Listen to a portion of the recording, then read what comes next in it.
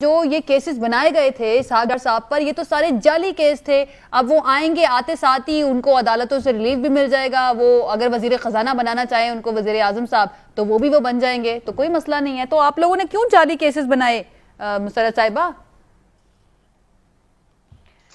دیکھیں عائشہ، میں اس جعلی امپورٹڈ حکومت کو بتاتی چلوں کہ سارے کیسز اصلی ہیں، اور اس ملک کا خالص جو وسائل تھے، اصلی وسائل تھے، وہ لوٹ کے جو لنڈن کے جو ماشاءاللہ سے اور دبئی کے اندر جو کاروبار چمکائے گئے ہیں۔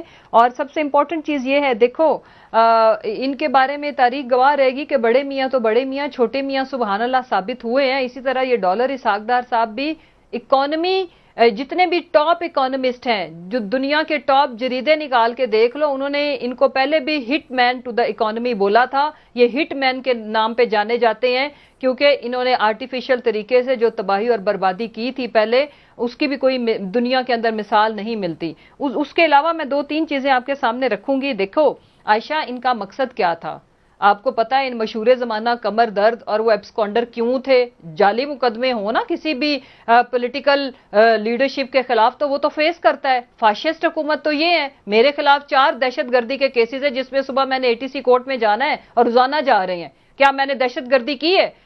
انتقامی کارروائیاں، فسطائیت کا شکار ایکٹیویٹی یہ کر رہے ہیں، بزدل اس طرح کی کارروائیاں کرتا ہے، یہ جھوٹے مقدمے ہمارے اوپر بنا رہے ہیں۔ انہوں نے تشدد کیا، ایک چیز کے علاوہ کوئی گواہی نہیں ملتی عائشہ کہ ہم دہشت گرد ہیں، کہ ہمارے اوپر شیلنگ، ہمارے اوپر، عورتوں کے اوپر، بچوں کے اوپر دہشت گردوں والی کی۔ یہ جھوٹے مقدمے، انتقامی کارروائیاں کر رہے ہیں، ہم نے ایسا کچھ نہیں کیا۔ دوسری امپورٹنٹ چیز، ہم تو مقدمے فیس کر رہے ہیں، ہم میں سے کوئی نہیں جائے گا لنڈن، نہ پلیٹلیٹس کاؤنٹ کا کوئی مسئلہ آئے گا، نہ ہماری کمر میں درد ہوگی، اور نہ ہی ہم ان کا انشاءاللہ ادھر ہی ہم ان کے 22 کروڑ عوام کے ساتھ مل کے ان کی یہ جو جس طرح سے یہ انتقامی کارروائیاں، جس طرح سے یہ بزدلی کا مظاہرہ کر رہے ہیں، ہم اس کا مقابلہ کریں گے۔ دیکھیں اپنا عائشہ، یہ ایک کام کرنے آئے تھے، مہنگائی مکاؤ مارچ ثابت ہو گیا جھوٹ تھا، کیونکہ ان کے دور میں مجھے لگ رہا ہے جو اگر ڈالر اسحاق ڈالر آ گیا تو پھر یہ جو 1 لیٹر پیٹرول آپ کو 1 مرلے کے حساب سے لینا پڑے گا، جس طرح سے جتنی تیزی سے یہ ماشاءاللہ سپیڈ سے یہ مہنگائی کر رہے ہیں۔ اگلی بات،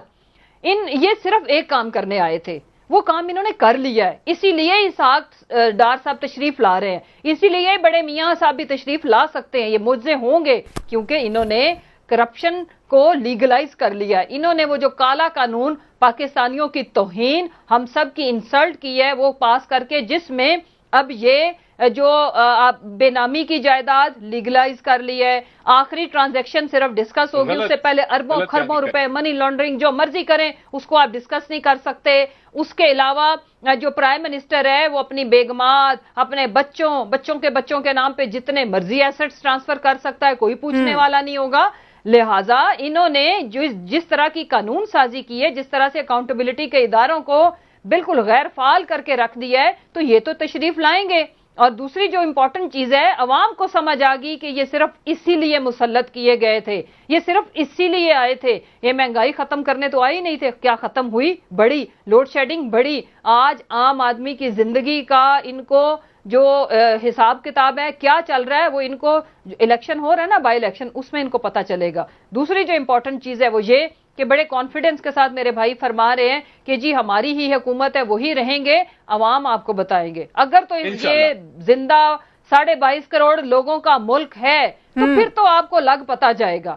اور آپ جتنے مرضی آپ اپنے ساتھ، آپ امریکن بہادر کی آپ امداد لے لو، آپ اور بہت ساروں کی امداد لے لو، آپ ہمیں گولیاں سیدھی ماری ہیں آپ نے، ہمارے 5 لوگ صرف ہمیں جمہوری ایکسرسائز کرنے جا رہے تھے، شہید کر دیے، ورنہ وہ چھوٹے چھوٹے رینٹ مارچ تو آپ نے نکالے تھے، ہم نے تو کبھی انتقامی کارروائیاں نہیں کی، ہم نے تو کبھی ریڈز نہیں کیے۔ آپ کو اگر FIA بلاتا تھا، نیب بلاتا تھا، آپ کی جو لیڈر تھی وہ پتھر مارتی تھی، وہ آگے اداروں کے اوپر چڑھ دوڑتی تھی، اور ملک کے بڑے ادارے تھے، سربراہان تھے، ان کے نام لیتی تھی۔ آگے بڑھ